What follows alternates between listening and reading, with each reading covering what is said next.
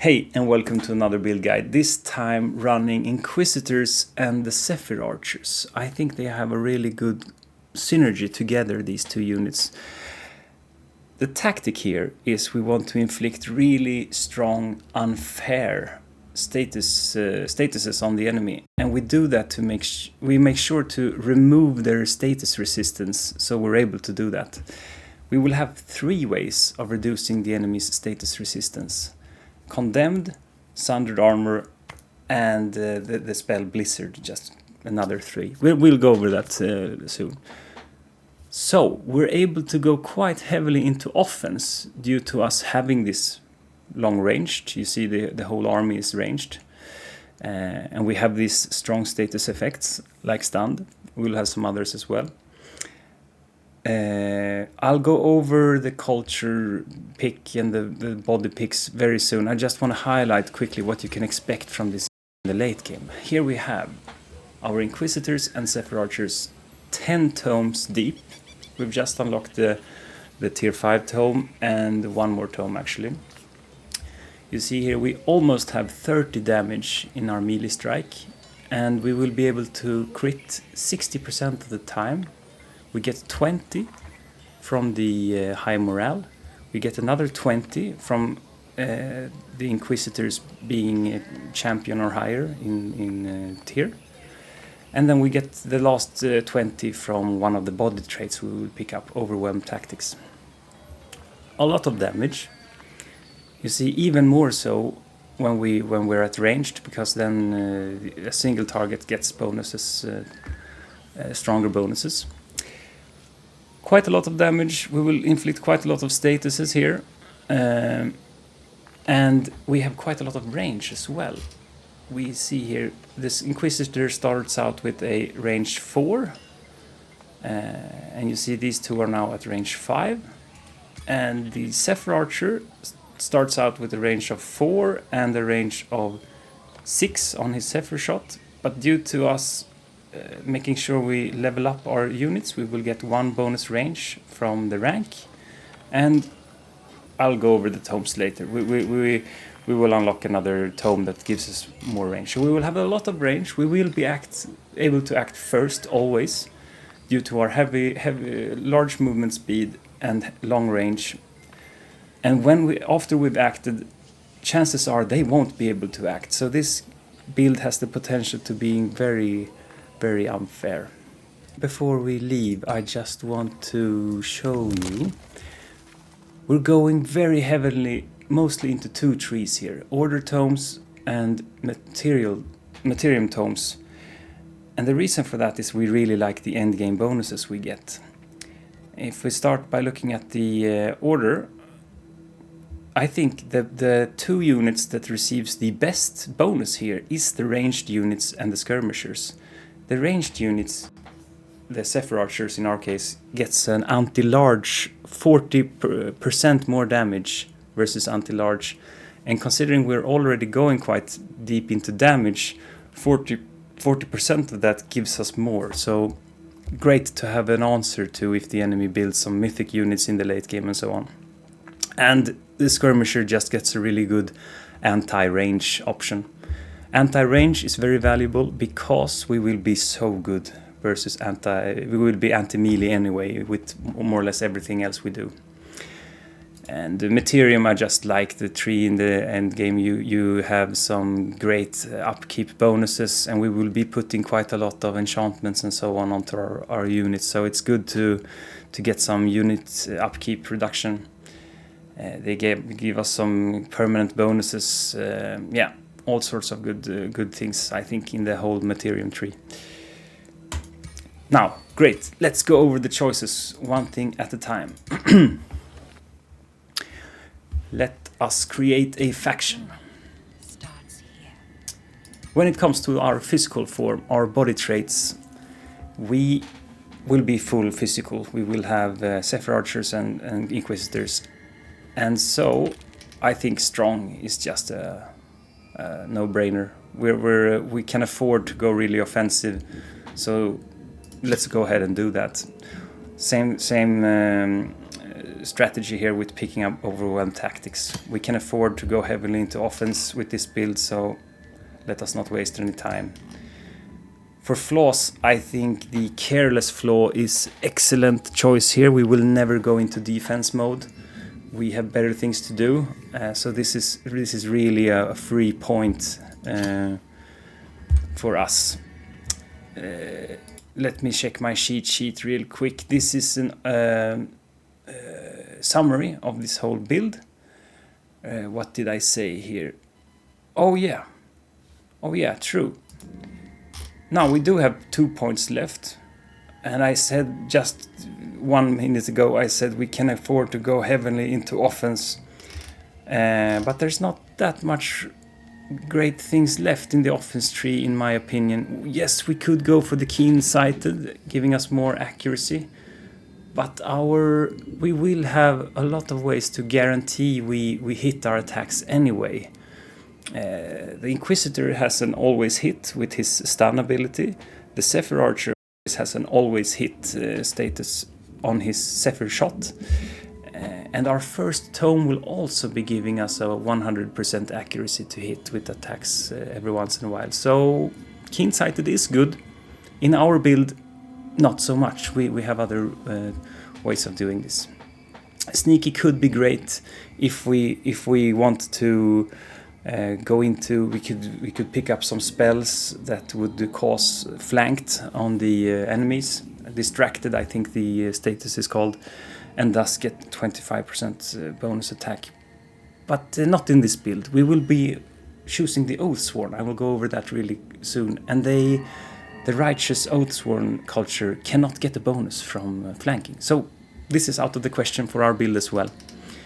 So I just go ahead and pick up quick reflexes. I think this is a strong defensive stat in general, because it gives us so much. 25.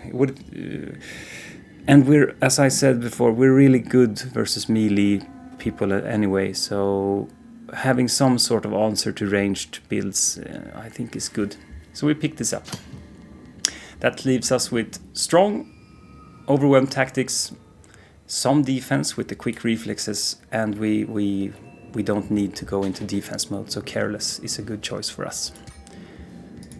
When it comes to culture, there are several good options here actually. As I said, the Inquisitors in combination with some Tomes we will get, making sure we get those stuns off, makes it so that offense is the way to go. And Barbarian sticks out, having that bonus damage when you critical strike. It's also a really good combo with skirmishers in general, because skirmishers get 20% more crit than other units from their champion rank.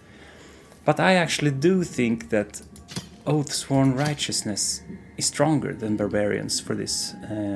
For one thing, we're hoping to get quite deep into the Order Affinity tree. You remember I mentioned there that the last bonus you get there from the Order Affinity tree is really strong for skirmishers and archers, which we have. But also it's technically it's more damage, you know. Here we get 5, which is multiplied up to 10 for single target, and the Barbarian gets the Savage Strike is 4 to 8, so a little bit more damage, with one caveat I think is the English word. This bonus is only given for non-flanking attacks, you see here, non-flanking attacks. But that's okay, it actually aligns really well here. We won't be picking up any tomes that does help us with flanking anyway. So Righteousness feels like a good pick. Actually, I have 3 reasons for why I want to go for the Oathsworn. One thing is just Affinity.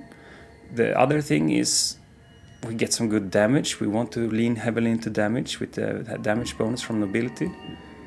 The third reason is, let us take a look at their units real quick. So mostly we will not be using the factions units, you know. We will be using these other units from Tomes. But in the early game you're forced to use the cultures units. And I think the early game units for this faction is really great, with the Sworn Guard and the Honor Blade. And they fit really well with our first tome, which will be the Tome of Discipline, that affects only units that can attack 3 times. And you see both of these units can attack 3 times. So our early game will be quite good with the Oathsworn culture. I also, let us see if I can find that here. I also think the Oathsworn's spells that they unlock in the beginning of the game is very helpful for us. So here's what you get when you choose the Oathsworn culture. You get so that all of your units will get this bonus, and you'll get some damage, sure. But then you get this one, counter stance. Look at this. As I mentioned, we will be great in the beginning of each game. We might be able to hit the enemy twice before they're even able to do anything, because we will have long range. We will make sure we slow the enemy, and we might be able to kite back. Skirmishers can move and attack in the same turn, and they have 40 movement speed. But you could argue that this build has one weakness, and that would be horses running up to you and catching up to you. And for that, we then have a really good response here. With the counter stance, we get first strike, and we get more retaliation attacks from our skirmishers. Yes, we do get defensive masters here. I said we wouldn't use the defense mode that much, but it still gives a bonus of 1/1 instead of 2/2. So I stand by my choice earlier. Still a really good stance just in general, and it's good for us because it helps us out in a situation that could be dangerous for us. Great. We don't want our units to be one shot, and by striking them first and having more retaliation attacks, we can get them quite low. Great. What else did I want to say? No, I think I covered it. The spells are good. The units in the early game are good. We like them, a lot of damage that we get from the Oathsworn. Oh yeah, the buildings I wanted to mention as well. So, we really hit a strong point in this build towards the mid game when we're able to produce our tier 3 units, the Inquisitor and the Zephyr Archer. So we appreciate some draft in order to be able to, when we get to level 10 cities, we really want to start to produce units like crazy. And this culture's special buildings gives us just that. They give us draft and gold. So I think, all in all, a very good pick for culture. Sorry, I'm rambling a lot there, but it's important to go over all the reasons why this is the optimal pick for culture. When it comes to society traits, we will have some traits being not incompatible with us, and that's because we picked the righteous one that is forced to go friendly and be good. And also we don't have any archers in our roster here, so for that reason we're not able to pick the fabled hunters. I think this is a summary of the whole build. And you see here, we hope to get to this angelic state. So we really like this tome here, Tome of Exaltation. And in order to pick this, we need 6 order affinity. And due to the tomes we intend to pick, we're actually forced to pick at least one society trait that is being yellow, order affinity. I'm a little bit on the fence here, but I think... actually, no, I'm not a fence about the first pick. The first pick of your social society traits should always be devotees of good. And the reason for this is we're gonna be super good anyway, being Oathsworn righteousness. So we will make sure we max out this anyway. So there's no caveat, nothing negative with picking this up. Also, we went over that there were some really strong bonuses for us given that we get our units to the max rank. So making sure we get them there is really important, and this helps us out a lot in that department where we're gaining experience each turn. Make sure our units will be max rank and thus get those really strong bonuses. So I think this is a must-have. And then because of this pick, we then have solved all our issues with the Order Affinity tree. Our second pick, we will have some more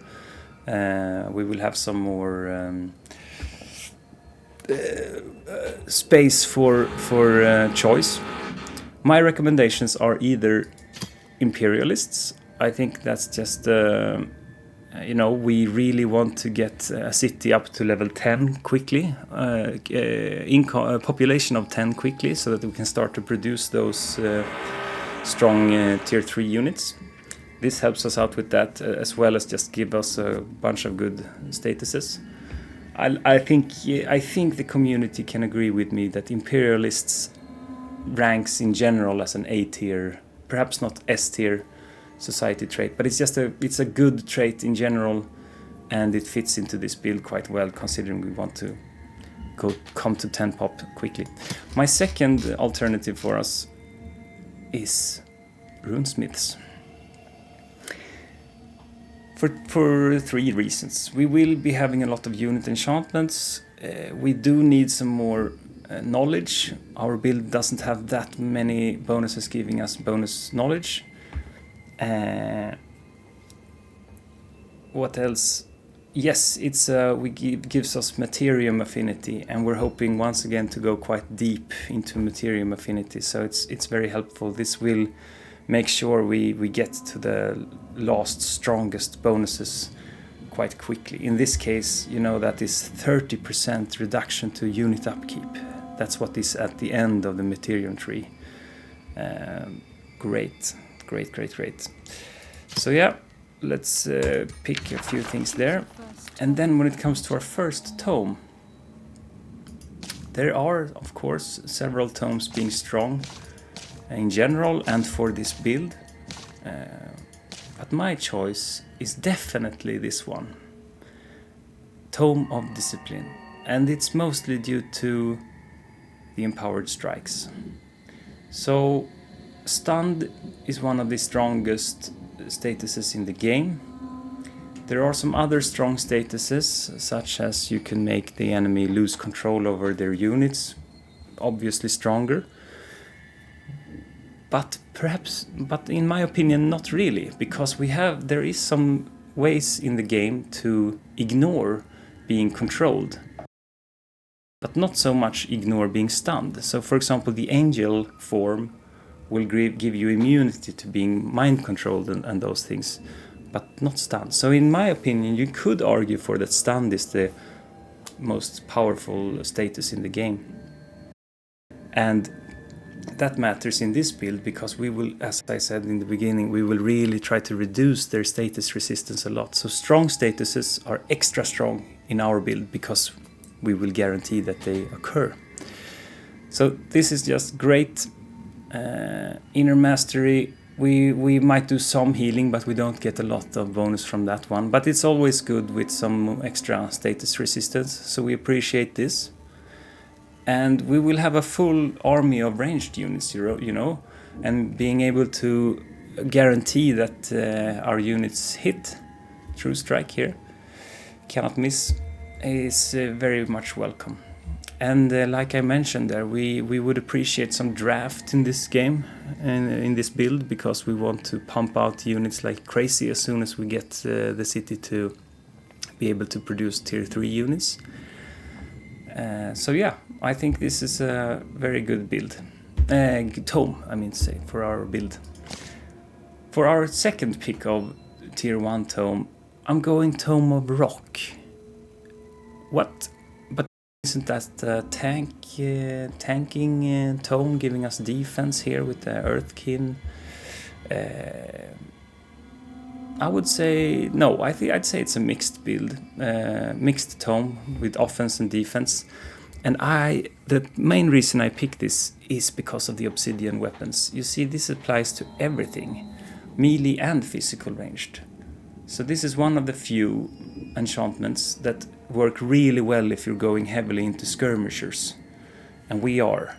So for us, I think Tome of Rock is really, really great. Also, we do need some Materium Affinity to be able to pick up some fun stuff here later on in the build.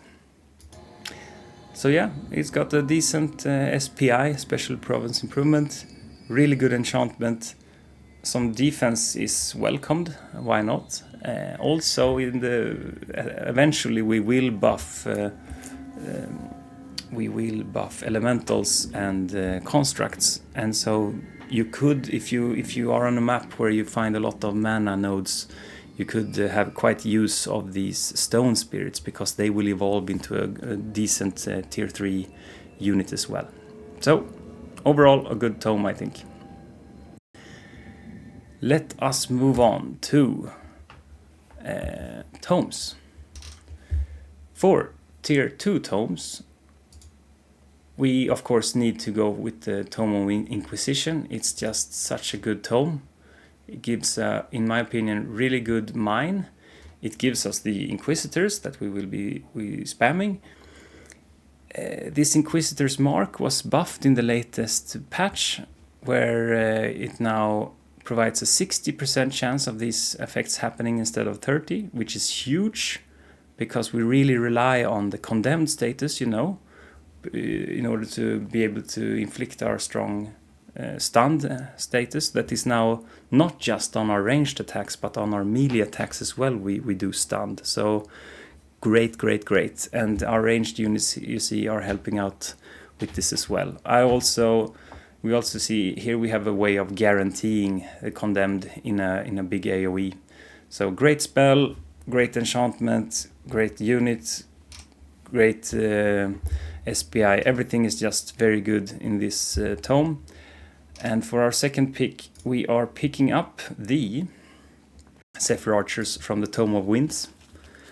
We want to be unfair in this game, and the way we do that is we're slowing the enemy and we're shooting them from long range. So hopefully we will do a bunch of damage on them and they are not able to even respond. We stun a few people. The ones that aren't stunned will be slowed and not be able to reach us due to us having high range as well. And yes, so this is just so good for us. And then we have an anti-range spell here that is good. Why not? And we also appreciate we're able to pull one person close so that we can then focus fire on that one, and we just kill a unit for free. Or not for free, 15 mana, but basically for free. Very cheap, good spell. And then it's always welcome with some more movement on the world map. If you really need to be somewhere at a certain point, I welcome this as well. Let us check what is next. Oh, right. The next tome, you could think, well, what are you doing here? Wasn't this an offensive build? And now you're bringing in one of the famous defensive options for us, Tome of Transmutation. Yes, I am. We need to go a little bit deep into the Materium tree, but this actually fits us way better than you think. And that's because of the melt armor specifically.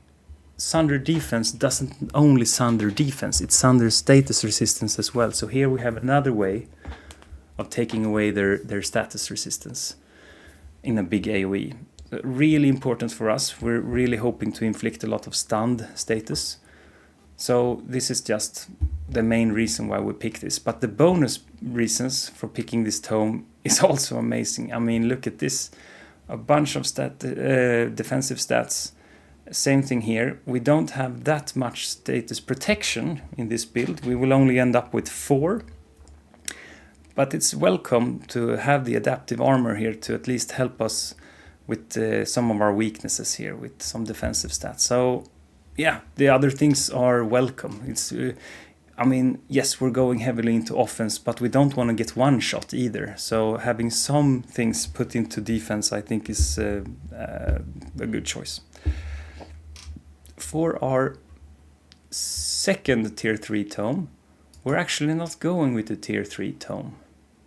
We're going with the tier 1 tome. We're going with Tome of Cryomancy. Tome of Cryomancy is just an S tier tome in general, and it does work really well with this build. Once again, we're heavily reliant on statuses in this build, so the Blizzard spell is very welcome. We also have need for knowledge, so the SPI being a knowledge generating building is great for us. Good enchantments that affect all our units, why not? And most of all, it provides slowed. We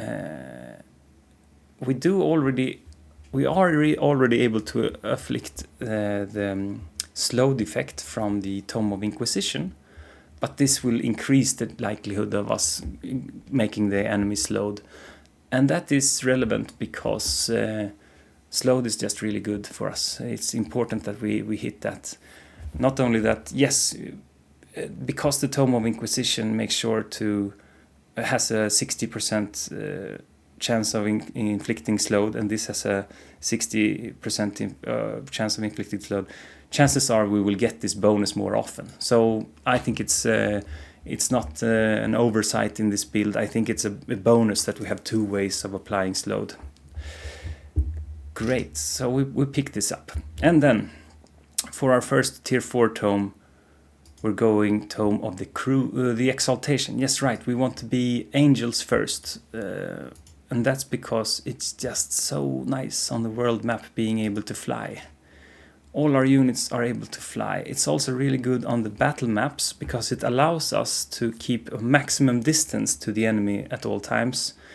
Usually we might be blocked by a wall or something, maybe a cliff edge that makes it so that in order for us to reach our enemy, we actually need to stand a little bit closer than our range. But not now that we're flying. This allows us to keep that distance, which is great, and gives us some unit upkeep and some good resistances to powerful statuses, like control loss there. You know, we don't have that much status resistance in this build, so having at least an immunity to one of the most detrimental statuses is welcome. And in general, I think this tome is just a very good tome. I really like the building here, mana stability. I think I usually build this in every city I have. I also really like this ruler statue. Can only be built once, but I mean, look at this. Only thing in the game, more or less, only SPI in the game, I think, that grants you Imperium. Very nice. And our second tier 4 tome is Tome of the Crucible. Let us see where it is. Tome of the Crucible, there we go.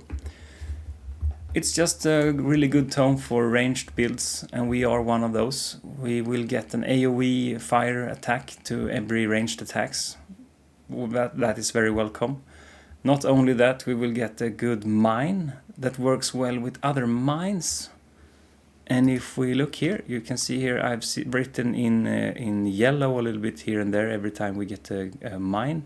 So we will have quite a lot of mines that then work together really well because of the Great Foundry. Draft is very welcome. But here is, I think maybe the enchantment is the main reason you pick up this tome. But a close second to why you pick up this tome is this Lava Burst spell. I will do this spell every battle, and it's just so good for this build.